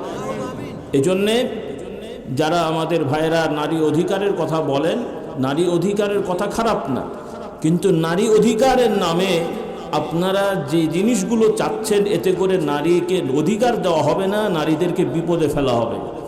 কি ফেলা হবে? বিপদে ফেলা হবে। কারণ আপনারা নারীর সম অধিকার চেয়ে বসে আছেন, আইন করবেন, তারপরে কিছুদিন পরে যখন এই আইন চলতে থাকবে, স্বামীরা দেখবে যে আইনের দোহাই দিয়ে সম অধিকার, আর তার বউরা অনুমতি ছাড়াই চাকরি করছে, আড্ডা দিচ্ছে, এই করছে সেই করছে, সংসার ভাঙবে, তখন পুরুষরা আন্দোলন করবে যে আমাদের সম অধিকার দিতে হবে। তার মানে কি? কারণ এখন নিয়ম হলো বিয়ে শাদী করলে স্বামী ভরণ পোষণ দেবে, ইসলামের আইন তো তাই। তাহলে সম অধিকার হলে সমান সমান হবে, বছরের 6 মাস বউ খাওয়াবে, 6 মাস স্বামী খাওয়াবে, আইন তো তাই হবে। হাসার জন্য বলছি না, সম অধিকার যদি হয় তাহলে 6 মাস স্বামী খাওয়াবেন, 6 মাস বউ খাওয়াবেন, বছরের 6 মাস বউ স্বামীর বাড়ি থাকবে, আর বছরের 6 মাস স্বামী বউয়ের বাড়িতে থাকবে। এরপরে বাচ্চা হলে 1 বছর স্বামী দুধ খাওয়াবে, 1 বছর। কি হাসার কি হলো ভাই? সম অধিকার তো আপনারা বললেন, তাহলে বাস্তবে সম অধিকার না, ন্যায্য অধিকার। কি বলবেন? ন্যায্য অধিকার। সমান বললে সব গোলমাল পাকিয়ে দেবেন, সমান বলে আবার ব্যাখ্যা করবেন, তো ব্যাখ্যা তো আপনারা আসতেও পারেন নাই। কারণ মন্ত্রণালয় ভাগ করতে যেও আপনারা বৈষম্য করেছেন। শিশুও কি, নারী ও শিশু বিষয়ক মন্ত্রণালয়, অধিদপ্তর মন্ত্রণালয় এক এক সময় এক একটা হয়েছে আর কি। তো পুরুষদের মন্ত্রণালয় কই? তাহলে এটাও বৈষম্য। তো পুরুষরা আন্দোলন করেন, শিশু এবং নারীদের যদি মন্ত্রণালয় থাকে তো আমাদেরটা কোথায় গেল? তাই করা উচিত না। কথার কথা, যুক্তিতে যদি আসেন। এরপরে আপনারা সরকারি ছুটি ছাটার যে নিয়ম করেছেন, মহিলাদের নিয়ম আছে মা হওয়ার জন্য ছুটি হয়, আর বাংলায় বলে মাতৃত্বকালীন ছুটি, আর ইংরেজিতে বলে ম্যাটার্নাল লিভ। তাহলে প্যাটার্নাল লিভ কোথায় গেল? আপনি বাবা হওয়ার জন্য ছুটি লাগবে না? হাসলেন কেন? এই বিলও উঠিয়েছিল মনে হয়, আমি পড়ছিলাম আর্টিকেলে, সংসদে না কোথায় যেন এটা লিখে উঠিয়েছিল যে নারীরা যদি মা হওয়ার জন্য পায় তো পুরুষদেরও তো কিছু একটা দেওয়া উচিত। পরে মনে হয় এটা মানে অ্যাকসেপ্ট হয়নি আর কি। যাই হোক, একটু হাসাহাসি দিয়ে ইয়ে করে দেওয়া হয়েছে, কিন্তু যুক্তিটা তো খারাপ ছিল না। মহিলাদের এটা আমরা বিরোধিতা করছি না, বরং সরকারি আইনে বড় জোর 2 বার ছুটি দেওয়ার কথা আছে। আমরা বলবো যে 2 বার কেন, যতবার লাগে ততবার দিতে হবে। কথা বলেন না, আমরা ছুটির বিরোধিতা না, বরং আমরা বলতে চাই নারীদের 2টা দিলে কেন? তার যদি আল্লাহ নিয়ামত দেন একাধিক সন্তান হয়, তা আপনার সমস্যাটা কোথায়? নাকি আপনার বাড়ি দখল করবে? এই 3 দুশ্চিন্তায় আছেন মনে হয়। জোর ছেলে বেড়ে গেলে আমার বাড়ি দখল করবে নাকি? কে খাওয়াবেন? ভারত। নওজুবিল্লাহ পড়েন। কাঁটাতারের বেড়া তো ফেরেশতারা দিয়ে গেছে নাকি? আপনারাই ঝগড়া করে দিয়েছেন, আবার বাধ্য হবেন আপনারাই উঠানোর জন্য। কথা ঠিক না? ইমাম মাহদি আসলে ভারতও থাকবে না, বাংলাদেশ পাকিস্তানও থাকবে না, টোটালটা পৃথিবী আল্লাহর আইনে চলবে। কাজে এই কাঁটাতার দেওয়া হয়েছে আর ভাঙবে ইনশাল্লাহ। ওই যেমন কোথাকার জন্য দেওয়াল ছিল ভেঙেছে, জার্মান না কোথাকার, 2 জন কোথাকার জন্য ভুলে গেলাম, 2 দেশ ঝগড়া করে মাঝখান থেকে দেয়াল দিয়েছিল, সেই দেয়াল আবার বেশ কিছুদিন পরে ভেঙেছে আর কি। তো আল্লাহ, বেশ কয়েক জায়গায় আছে, আমেরিকা সহ আরও বেশ কয়েক জায়গায় আছে। তাহলে এই মানুষ সমাজের মধ্যে বিভাজন সৃষ্টি করে আলাদা আলাদা করে রাষ্ট্র কায়েম করা, এটা আসলে কিছু নেতাদের শয়তানি, তাদের স্বার্থ চরিতার্থ করার জন্য সাধারণ মানুষদেরকে এই সমস্ত উল্টোপাল্টা বোঝায়। আমরা মুমিন মুসলমান, আমরা তাদের ফাঁদে পা দেব না।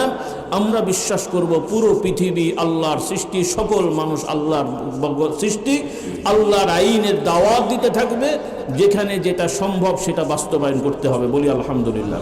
এবং আমরা যেখানেই থাকবো, এমন নয় যে বাংলাদেশের মানুষ আমেরিকায় গেলে গোলমাল করব, দেশে এসে শান্তি করব, তা না। আমরা যে দেশে যেখানেই থাকবো মানুষের কল্যাণ করব, এটাই হলো আমাদের শিক্ষা, এটাই হলো ইসলামের শিক্ষা। আল্লাহর নবী এই ব্যবস্থাপনায় দেখিয়েছেন। আল্লাহর নবীর সাহাবীরা গোলাম ছিলেন, দাস ছিলেন, কেউ আফ্রিকার, কেউ আরেক দেশের, কেউ কোথাকার, বাপদাদা 14 গোষ্ঠীর পরিচয় জানা নাই। এমন লোক মুসলমান হওয়ার পরে গোলাম আজাদ হয়ে গেছেন। আল্লাহ রাসূল যোগ্যতা দেখে, খোলাফায়ে রাশিদিন যোগ্যতা দেখে তাদেরকে বিভিন্ন দেশে গভর্নর করে পাঠিয়েছেন। তারা সেখানে আল্লাহর আইন বাস্তবায়ন করে মানুষের মধ্যে ন্যায্য অধিকার ফিরিয়ে দিয়েছেন, বলুন সুবহানাল্লাহ। এই জন্য ইসলামের শিক্ষা রাজা বাদশার ছেলে রাজা হবে, পীর সাহেবের ছেলেই পীর সাহেব হবে, তা নয়। আল্লাহর নবী বলছেন, তোমাদের সমাজে একটি কালো কুচকুচে মাথাওয়ালা, অর্থাৎ যে লোককে চেহারা দেখলে পছন্দ হবে না, এরকম মানুষও যদি যোগ্য এবং নেতৃত্বে চলে আসে তার যোগ্যতায়, তাহলে তাকে মানতেও তোমরা দ্বিধা করবে না, বলুন সুবহানাল্লাহ। কাজে ইসলামের শিক্ষা কোনো ব্যক্তি পূজা শেখায় না, ইসলাম মানবতার স্বার্থে কাজ করা শেখায়, বলি আলহামদুলিল্লাহ। কিন্তু আমাদের বর্তমান বাংলাদেশ, ভারত, পৃথিবীব্যাপী রাজনীতি হয়ে গেছে ব্যক্তি পূজা, গোষ্ঠী পূজা, জাতি পূজা। এই পুজোগুলো থেকে আমাদের বের হয়ে আসতে হবে। রাজি আছি ইনশাআল্লাহ? আল্লাহ তাআলা আমাদের হেদায়েত দান করুন, বলুন আল্লাহুম্মা আমিন। তো যে কথা আমি বলতে চাচ্ছিলাম, কথা বেড়ে গেল। আমাদের মা বোনেরা, আপনারা মন খারাপ করবেন না। প্রথমত, পর্দা মানে আপনাদেরকে গৃহবন্দী করা না। পর্দা মানে হলো আপনি অশালীনভাবে রাস্তাঘাটে চলাফেরা করবেন না, প্রয়োজন হলে বের হবেন, কাজ করবেন, শালীনভাবে চলবেন এবং স্বামীর দায়িত্ব পালন করবেন, পারিবারিক আমানত সঠিকভাবে খেয়াল রাখবেন। এটাই হচ্ছে যেটাকে বাংলায় আমরা পর্দা বলি। কিন্তু অনেক মা বোনরা পর্দা মানি মনে করেন, বা অনেক পুরুষরাও মনে করেন পর্দা মানি তাকে হয়তো বন্দি মানে ঘরেই রাখা, না বের হওয়া, প্রয়োজনে বের হবে না। অনেক সময় মহিলার আত্মীয় স্বজন মারা গেলেও তাকে বাড়িতে যেতে দিচ্ছে না। এই ধরনের কর্মকাণ্ড অনেক সময় ইসলামের নামে শোনা যায়, যেগুলো যারা করেন এ বেচারারা আসলে ইসলাম বোঝে না বলে এগুলো করে ফেলে। আল্লাহ তাআলা এদেরকে হেদায়েত দান করুন। সেজন্য এই সমাজের যারা বিভিন্ন রাজনীতি করেন, বিভিন্ন মানব অধিকারের কথা বলেন বা মানব অধিকার নিয়ে কাজ করেন, আপনারা মুসলমানের সন্তান, আপনাদের প্রতি আমাদের আহ্বান থাকবে, অবশ্যই আপনারা একটু কোরআন হাদিসে মহিলাদের, পুরুষদের দায়িত্ব কি, কর্তব্য কি, অধিকার কি, আল্লাহর আইনে কি কি আছে আগে একটু ভালো করে পড়েন। পড়ে দেখেন যে কোরআন হাদিসে ইসলামে মহিলাদের যত প্রয়োজনীয় অধিকার দিয়েছে না দেয় নাই। যদি সঠিকভাবে কোরআন হাদিস পড়েন আর আপনি নিজের যুক্তি দিয়ে এটা বোঝার চেষ্টা করেন, তখন মনে হবে যে বেশি দেওয়া হয়ে গেছে। বলুন সুবহানাল্লাহ। তখন মনে হবে কি বেশি দেওয়া হয়েছে, বাস্তবে বেশিও না, আল্লাহ দিয়েছেন তাদের সিকিউরিটির জন্য। বলুন সুবহানাল্লাহ। এজন্য আমার ভাইদের বলতে চাই, যুবকরা যারা এখনো বিয়ে শাদী করনি, বিয়ের আগে তোমার দায়িত্ব আগে পড়ে নিবে। অন্যান্য দেশে আমি আগেও বলেছি মনে হয়, অনেক মুসলিম দেশে ছেলেরা ইন্টারমিডিয়েট লেভেলে গেলে তখন থেকেই তাদেরকে আলাদা সাবজেক্ট পড়ানো হয় যে স্বামীর দায়িত্ব কি, স্ত্রীর দায়িত্ব কি, আলাদাভাবে পড়ানো হয়, কারণ কদিন পরে সে বিয়ে করবে। আর আমাদের অনেক ছেলে মেয়েরা এই দায়িত্বগুলো সঠিকভাবে তারা জানে না, বরং পড়াশোনা করে এমএ বিএ পাশ করে, বিয়ে শাদীর পরে দুইজনের পাশের গরমে অস্থির, এও বলে আমিও পাস, ও বলে আমিও পাস, দু পাশ নিয়ে এবার মাঝখানে বিপদ হয়ে যায়, কেউ কাউকে মেনে নিতে চায় না। এবং ভাবসাব এরকম যেন মনে হচ্ছে ওখানেও রাজনীতি শুরু হয়ে গেছে, সরকারি দল আর কি বলে বিরোধী দল, এমন একটা ভাবসাব আর কি।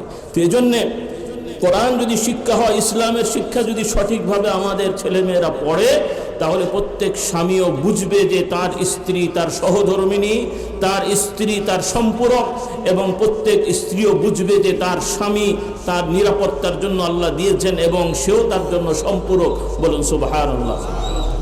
কোরআনে আল্লাহ তাআলা স্বামী স্ত্রীর উদাহরণ দিয়ে বলেন, হুন্না লিবাসুল লাকুম ওয়া আনতুম লিবাসুল লাহুন্না। সাধারণ অনুবাদ হলো আল্লাহ তাআলা বলেন যে স্বামীরা স্ত্রীদের পোশাকের মতন, স্ত্রীরাও স্বামীদের পোশাকের মতন। তার মানে হলো পোশাক দ্বারা যেমন মানুষের নিরাপত্তা বিধান করে, পোশাক দ্বারা যেমন সৌন্দর্যতা বর্ধিত হয়, পোশাক দ্বারা যেমন একে অপরকে আবৃত করে রাখে, পোশাক গায়ে দিলে যেমন পোশাক আর ব্যক্তিটি আলাদা থাকে না, ওইভাবে স্বামী স্ত্রী দুইটা সত্তা হলেও বিবাহসাদী বন্ধন হলে তার অধিকারের দিক থেকে দুই সত্তা মিলে এক হয়ে যায়। সুবহানাল্লাহ বলে। এই শিক্ষা আমাদের সন্তানদেরকে দিতে হবে। হ্যাঁ, আপনার হাতটা যদি একটু ময়লা হয়ে যায় কেটে ফেলবেন তো নাকি? বরং ধুয়ে পরিষ্কার করবেন। হাতে যদি ঘা হয় কেটে ফেলবেন, বরং মলম দিয়ে ভালো করবেন। ওইভাবে স্বামী স্ত্রী ভুল বোঝাবুঝি হলে ওইটাকে নসিহত করে বুঝিয়ে বাজিয়ে সোজা করতে হবে।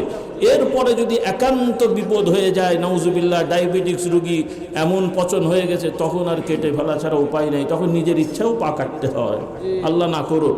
তো ওই পর্যায়ে চলে গেলে তখন তালাক ছাড়া তো উপায় থাকে না।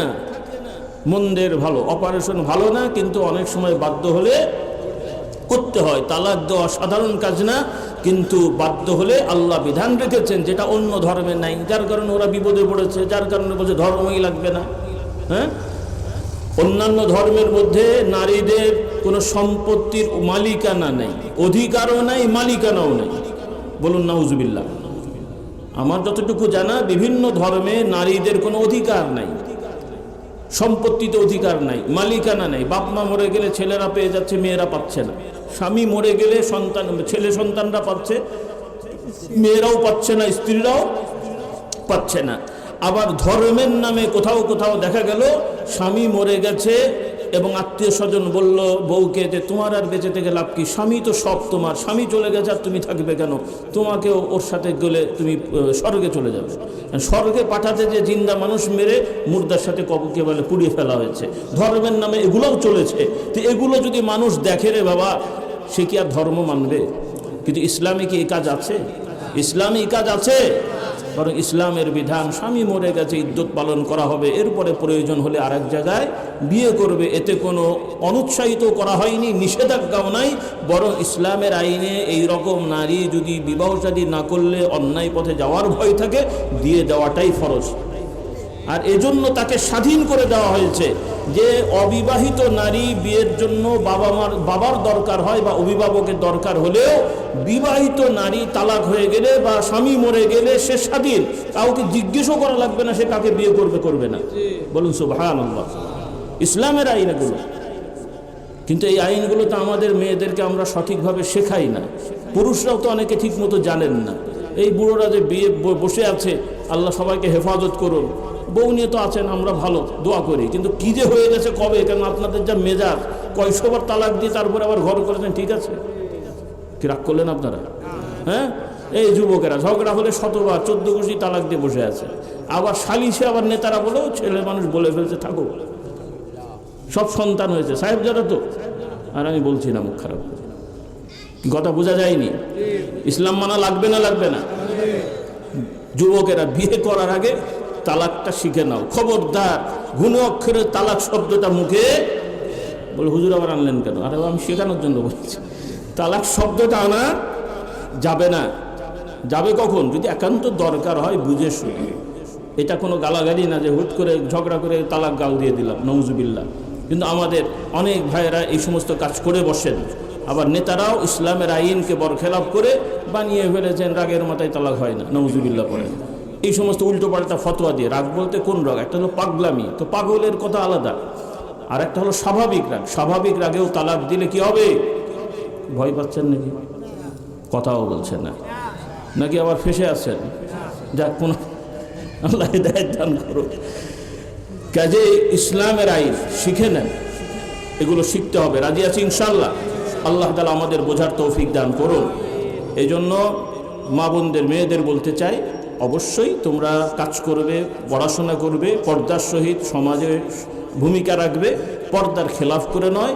নারীর স্বাধীনতার মানে উল্টোপাল্টা করে রাস্তাঘাটে মিছিল মিটিং, ধসা লাফালাফি, এগুলো মহিলাদের শোভা পায় না, এগুলো আমাদের বিধান নয়। হ্যাঁ, আপনারা আপনাদের মতামত দেবেন শালীনভাবে, পর্দার সহিত। আল্লাহ তাআলা আমাদের বোঝার তৌফিক দেন, বলুন আল্লাহুম্মা আমিন।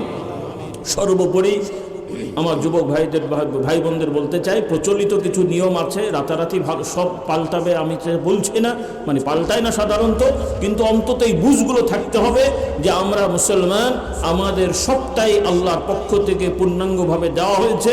আমাদের রাষ্ট্র সমাজ কিভাবে চলবে, কোরআন হাদিসে এর নীতি নির্ধারণা আছে না নাই? কাজে আমাদের এই সমাজতন্ত্র থেকে খাবলা দিয়ে ধার করে আনতে হবে, গণতন্ত্র থেকে ধার করে আনতে হবে, ইউরোপ আমেরিকা থেকে আনতে হবে, আমরা এটাতে বিশ্বাসী না।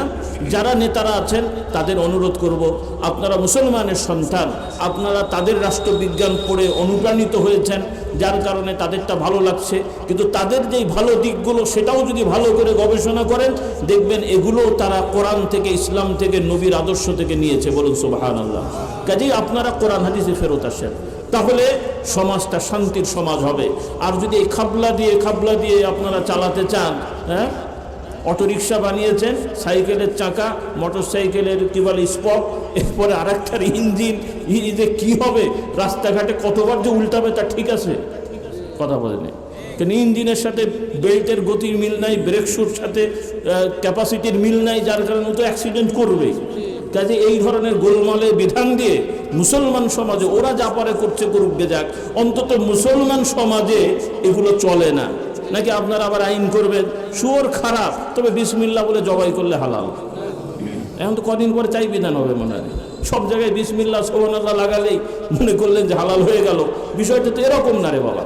আল্লাহ আমাদের সবাইকে হেদায়েত দান করুন। তো সর্বোপরি আর কথা বলে আপনাদের কষ্ট দিচ্ছি না, মূল একটু বিষয় আসি, মানে এগুলোর সাথে আমার ভাই বোনরা আছেন, নামাজ রোজা করতে হয় সবাই জানি আমরা, তবে ফরজ ইবাদতের পাশাপাশি আমরা একটু নফল ইবাদতের মেহনত করব। রাজি আছি ইনশাআল্লাহ? আল্লাহ তাআলা আমাদের তৌফিক দান করুন। একটা হাদিস বলেই ইনশাআল্লাহ আমি দোয়ার দিকে যাব। যারা খাবারের দায়িত্বে আছে নিয়ে আসেন তাড়াতাড়ি। আপনারাও মাশাআল্লাহ একটু নড়ে চড়ে কাতারটা ঠিক করে বসে পড়েন, যেখানে অসুবিধা আছে, যেখানে ফাঁকা আছে ঠিক আছে মাশাআল্লাহ। যারা দায়িত্বে আছেন তাড়াতাড়ি নিয়ে চলে আসেন, বেশি সময় ব্যয় করা যাবে না। আল্লাহ আমাদের তৌফিক দান করুন।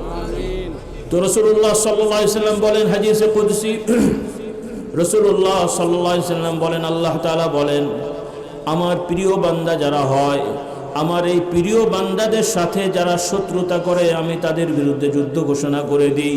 আর আমার বান্দারা যারা ফরজ ইবাদতগুলো সঠিকভাবে পালন করে আমি তাদের প্রতি সন্তুষ্ট থাকি। আর আমার যে বান্দারা নফল ইবাদত করে আমার নিকটতম হওয়ার জন্য চেষ্টা করে আমি তাদেরকে ভালোবেসে ফেলি। আর যে বান্দাদেরকে আমি ভালোবাসি ওই বান্দারা চোখ দিয়ে দেখে, সে দেখে ঠিকই দেখাটা আমি হয়ে যাই, হাত দিয়ে ধরে ঠিকই ধরাটা আমি হয়ে যাই, পা দিয়ে চলাটা আমি হয়ে যাই। ওই বান্দা আমার কাছে যা চাই বান্দাকে আমি তাই দিয়ে থাকি। কি কথা বোঝায় বল গেল? আল্লাহ নবী বলেন ফরজের সাথে নফল ইবাদত, ফরজ নামাজের পরে সুন্নত নফল নামাজ, ফরজ রোজার সাথে সুন্নত নফল রোজা, এরপরে পর্দার ফরজ বিধানের সাথে নফল পর্দা, এইভাবে আমলগুলো আমরা একটু করি।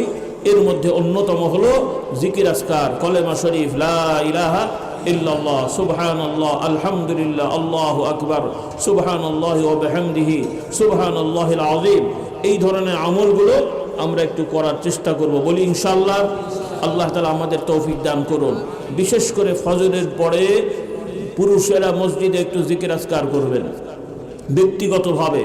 রাসূলুল্লাহ সাল্লাল্লাহু আলাইহি ওয়াসাল্লাম বলেন, যে ব্যক্তি ফজরের নামাজ জামাতে পড়বে, জামাতে পড়ে মসজিদে অবস্থান করে জিকির আজকার করবে, এরপরে সূর্য ওঠার পরে 2 রাকাত বা 4 রাকাত নামাজ পড়বে, আল্লাহ তাআলা এই ইবাদতের ওসিলায় তার নামায় আমলে পূর্ণাঙ্গ একটা হজ এবং ওমরার সওয়াব দান করবেন। ম্যাক্সিমাম 2 ঘন্টা সময় হয়তো লাগবে, বড় জোর। এই প্রতি ফজরে যাদের সুযোগ আছে, আপনারা তো মাশাআল্লাহ অত যান্ত্রিক না, মোটামুটি চাইলেই অনেকেই ঈশার পরে তাড়াতাড়ি ঘুমাতে পারেন। আর এখন মাশাআল্লাহ বাংলাদেশের প্রায় মসজিদে আউয়াল ওয়াক্তে ঈশাগুলো পড়া হয়ে যাচ্ছে, রাতটাও বেশ ভালোভাবে পাওয়া যায়। তো এই সুযোগটা আপনারা কাজে লাগান, ঈশার নামাজ আউয়াল ওয়াক্তে পড়ে তাড়াতাড়ি ঘুমানোর অভ্যাস করেন। এরপরে তাড়াতাড়ি ঘুমালে স্বাভাবিকভাবেই আপনি সুস্থ থাকলে ফজর কেন তাহাজ্জুদের সময় এমনি ঘুম ভাঙা সম্ভব এবং স্বাভাবিক, বলি আলহামদুলিল্লাহ। এই জন্য এই সুন্নতগুলো আমরা পালন করব। বিশেষ করে ছাত্রছাত্রী ভাই বোনেরা, তোমরাও পড়াশোনাটাকে রুটিন করো। রাত জেগে পড়ার তুলনায় রাতে কিছু পড়ে, মাগরিবের পরে কিছু সময় পড়ে তাড়াতাড়ি ঘুমায় শেষ রাতে উঠে পড়াশোনা করলে দেখবে তোমার বরকতও বেশি হবে এবং স্পিডও বাড়বে এবং কাজটাও ভালো হবে। আল্লাহ তাআলা আমাদের তৌফিক দান করুন। আর এখন যেহেতু আগে সম্ভব হতো না, বিদ্যুৎ ঠিক মতো থাকতো না বা অন্যান্য সমস্যা, এখন তো মাশাআল্লাহ মোটামুটিভাবে আরও সামনে ভালো আশা করি আমরা, নাকি বলেন? আল্লাহ আমাদের তৌফিক দেন। তো সেক্ষেত্রে এখন শেষ রাতে উঠে পড়াশোনা করা খুবই সহজ। আল্লাহ তাআলা আমাদের তৌফিক দান করুন। তাহলে তাহাজ্জুদ পড়া গেল, পড়াশোনাও ভালো হলো, ফজরটাও জামাতে পড়লে সকালবেলা উঠেও একটু হাঁটা চলা দৌড়ঝাঁপ করবে, তাহলে ইবাদতেও অগ্রসর হতে পারবে, শারীরিক মানসিকভাবেও সুস্থ থাকবে, বলি আলহামদুলিল্লাহ। আর এখন আমার যুবকেরা রাত জাগবে, এরপরে বদ অভ্যাস আছে সকালবেলা উঠে একটা হাফ তাল হয়ে, কি বলেন? এরপর আবার নেতা হলে তো আরও বড় টাল, রাতে ঠিক মতো ঘুমায় না, এর মধ্যে আবার বোতল খাওয়ার অভ্যাস, তার মধ্যে আবার হারামখোর, এরপরে আবার স্টেজে এসে বক্তৃতা দিতে জনকল্যাণমূলক সব উল্টো পাল্টা বকে। ওই হাসপাতালে নিয়ে দেখবেন মাথার দোষ আছে। আল্লাহ আমাদের হেদায়েত দান করুন। হাসার জন্য বলছি না, কি অবাস্তব কথা বললাম? তা আপনাদের সন্তানরা এরকম হোক চান? আপনাদের সন্তানরা সুস্থ হোক, ভালো ভালো খাবার খাওয়াবেন, হালাল খাবার খাওয়াবেন, ভালো খাওয়া খাওয়াবেন এবং সমাজকে মাদক মুক্ত করার দৃঢ় প্রতিজ্ঞা করতে হবে। যত দায়িত্বশীলরা আছেন, মাদকের ব্যাপারে কোনো ছাড় দেওয়া, কোনো অন্যায় ছাড় দেওয়া হবে না। বিশেষ করে মাদককে খুব বেশি কেয়ারফুল হবেন, যাতে করে এই সমাজে কোনো ধরনের মাদকের কোনো কিছুই যেন সমাজে বিস্তার লাভ করতে না পারে। রাজি তো ইনশাআল্লাহ? অনুরোধ থাকবে জিকির আজকার।